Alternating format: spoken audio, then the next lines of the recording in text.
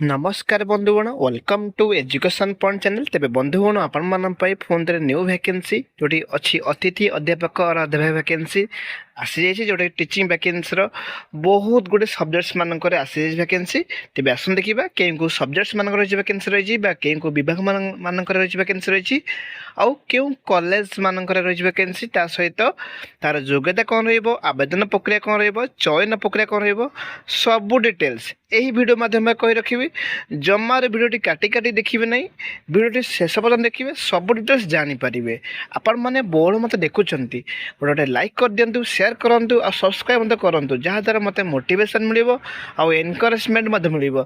आपड़ जब शेयर कर इनफर्मेशन इजिली समस्त पाखे पहुँची पार और समस्त आवेदन करें इजिली।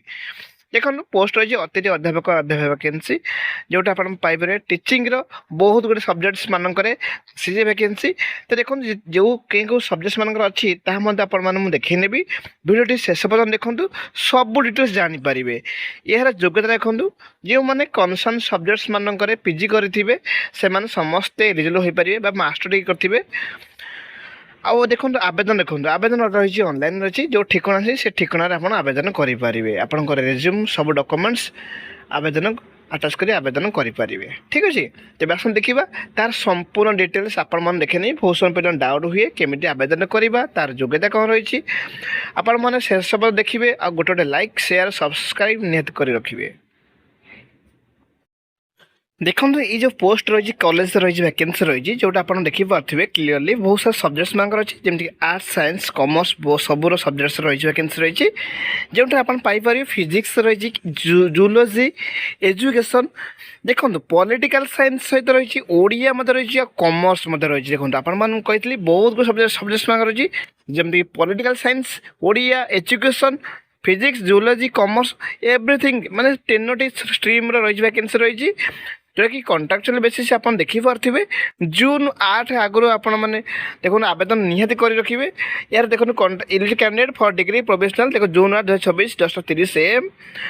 तो देखो यार एजुकेशन क्वालिफिकेशन देखो कैंडिडेट मस्ट हाव देखो मस्ट पोजेस ए पोस्ट ग्रेजुएट माने पीजी करेंगे कनसर्न सब्जेक्ट्स मानक समस्ते एलिजिबल हो पारे जोटा आप देखिए क्लीयरली।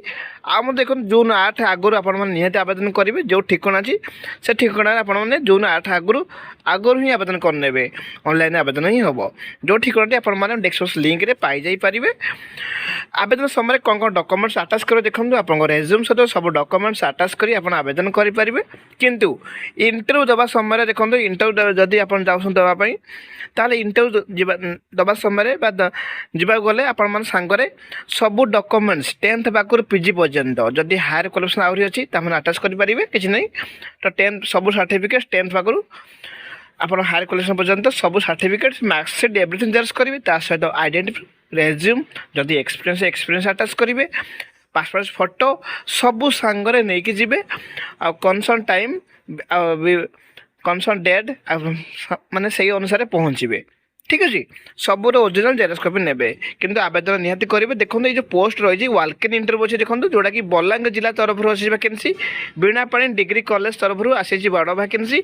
बहुत सब पिला डाउट हुए क्यों कॉलेज रही वैकेंसी तो आप देखो सब भिडियो शेष देखिए सब डिटेल्स जानवे। एटार कौन एग्जाम ना नो एग्जाम नो फी केवल वाल्क-इन इंटरव्यू अच्छी जो मैंने इंटरव्यू भल परफॉर्मेंस करेंगे से चयन हो पारे जोटा कि बलांगीर जिला तरफ आसी बड़ वैकेंसी। ठीक अच्छे सब डिटेल्स डेस्क्रिप्शन लिंक रे पाई जाई पारिबे। वीडियोटी भल लगे लाइक करेंगे और सपोर्ट करेंगे।